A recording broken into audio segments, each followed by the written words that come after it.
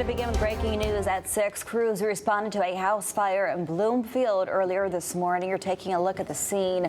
We know the fire is now under control. We don't know if anyone was hurt or when the fire started, but you're looking at video from our crew members who are there right now collecting information, getting interviews. We'll check in with them in about 2 minutes from now. But first, good morning and happy Thursday, and thanks for being here on Fox 61 and Fox 61 Plus. I'm Bridget Piorlo. And I'm Glenn Kittle. We're going to turn things over to the weather now. Pretty in pink, Rachel Piscatelli. Oh, thank you. On the desk. I like that. Coming in hot with Gotta the love it. compliments. Is today Wednesday? Thursday. Oh, I was going to say late. on Wednesday we wear pinks, but I missed that one. Darn.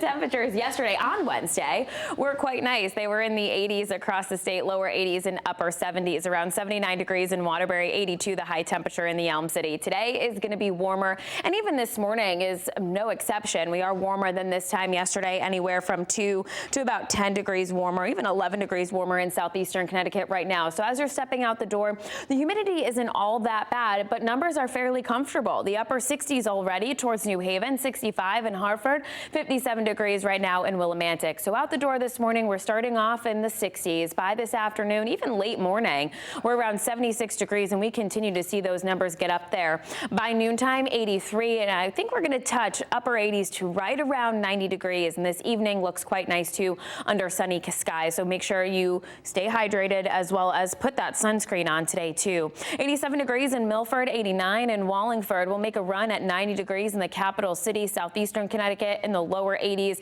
at the coast, but 88 degrees in Norwich and towards the casinos. Then for tomorrow, and still warm, not as warm as today. We're up around 80 degrees. And then for our Saturday, there is an opportunity for a rain shower or two. But I like the way our weekend is trending. We'll have more details on that, and I'll explain coming up. At 6:02, we're going to check in with our roads this morning. And for the most part, we look okay. A live look outside over in Waterbury. Earlier road work has cleared for the morning commute, both in the capital as well as the Brass City. So 84 east and westbound looking fine. Your drive times there through Waterbury is 29 minutes. Into Hartford is 28. No delays into the Hartford Tunnel now. Naugatuck to Seymour, we do have that road work still out there over in the Derby area, so you want to give yourself a little extra time around that bridge. Over to you. Okay, Rachel, thanks. 6:02 is your time, and breaking news at 6. A fire broke out this morning at a home in Bloomfield. Fox 61's Kayla Cade is live on the scene. Kayla, what have you learned so far? Good morning, guys. Yeah, the scene is now cleared and the fire is out, but of course the damage is still here. I saw a shot so you guys can get a closer look at it. Now, as you can see, the roof is caved in near the right side of the home, and the window is also missing. You can also see in that empty box where that window would be, there's an investigator, fire investigator there, clearing out some of the charred parts that's inside the building where the fire must have happened. Now, earlier this morning, the fire department was here. Now, take a look at your screen for a closer look of that damage. Other fire agencies like Windsor were also here to help. Now, there's a lot that we still do not know that I am working to get those details. Like, we don't know if anyone was in the house during the time of the fire. We don't know if anybody was injured, but again, I am working to figure out those details. In Bloomfield, Kayla Cade, Fox 61.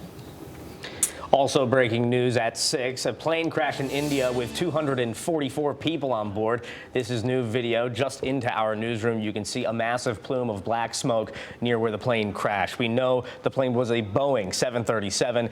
It was heading to London and crashed 5 minutes after it took off. So far, no word on the number of injuries or if anyone has died.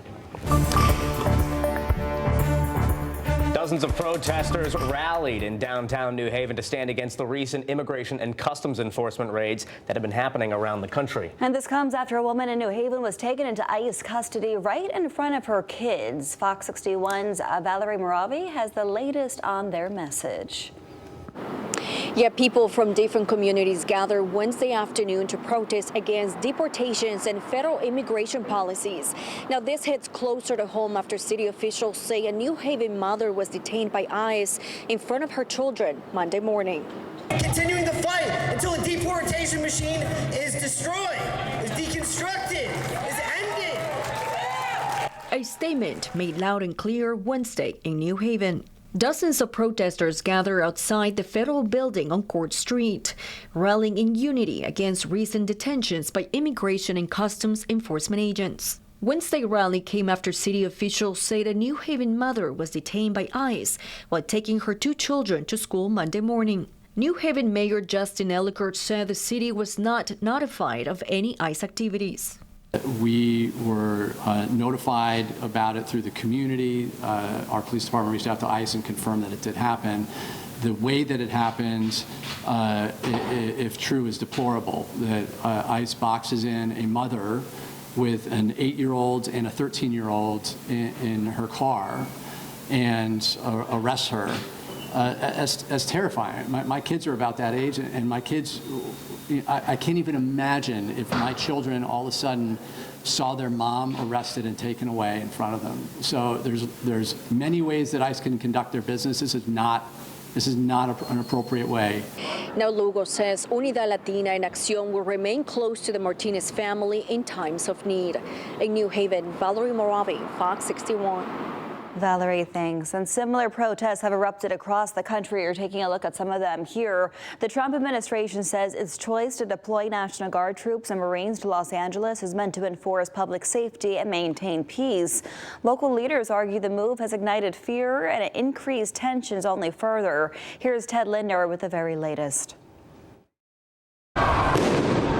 A portion of downtown Los Angeles falling under a curfew again Wednesday night as protests against Trump administration immigration raids continued there for a 6th straight day. A week ago, everything was peaceful. Things began to be difficult on Friday when raids took place. Local leaders are urging demonstrators to practice peace. This as about 700 Marines are receiving civil disturbance training in nearby Orange County. Officials not yet revealing when the Marines may join the roughly 2,000 National Guard troops previously deployed to downtown L.A. Federal officials expect another 2,000 Guard troops will mobilize on Thursday. Golden State Governor Gavin Newsom and Los Angeles Mayor Karen Bass say the troops' presence is heightening tensions. Maybe we are part of a national experiment to determine how far the federal government can go in reaching in and taking over power. Meanwhile, the Los Angeles protests continue inspiring similar calls for action across other cities. Seeking a better life is not a crime. Like San Antonio, Texas. We need to stand together. Las Vegas and New York. Trump administration officials say the president is committed to free speech. He supports the First Amendment. He supports the right of Americans to make their voices heard. He does not support violence of any kind. Marches and rallies are expected to carry into the weekend, with nationwide events set for Saturday to protest the military parade in Washington, D.C., celebrating the Army's 250th birthday. Ted Lindner, Fox 61. Ted, thanks. The family of a man found dead last year in New Haven is speaking about their heartbreak. Police announced 2 people have been arrested in connection with that murder case. Fox 61's Raven Blue has their emotional message to the public. After nearly a year of heartache and unanswered questions, a grieving family is one step closer to seeing justice. 2 arrests have been made in the homicide case of Miguel Rivera.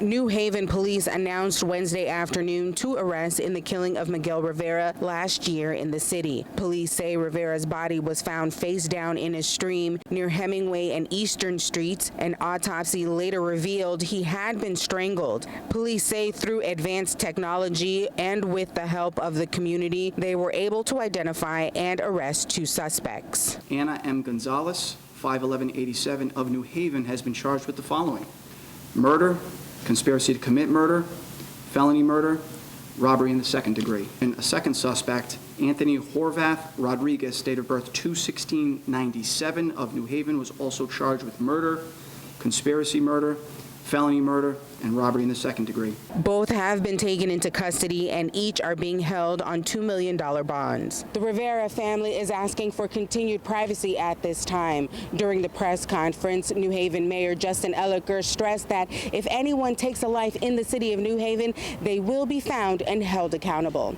In New Haven, Raven Blue, Fox 61. All right, Raven, thanks. And as you can see in this video, a car crashed into a cemetery in New Britain before bursting into flames. police, but the driver and the passengers were nowhere to be found. It all happened early yesterday morning.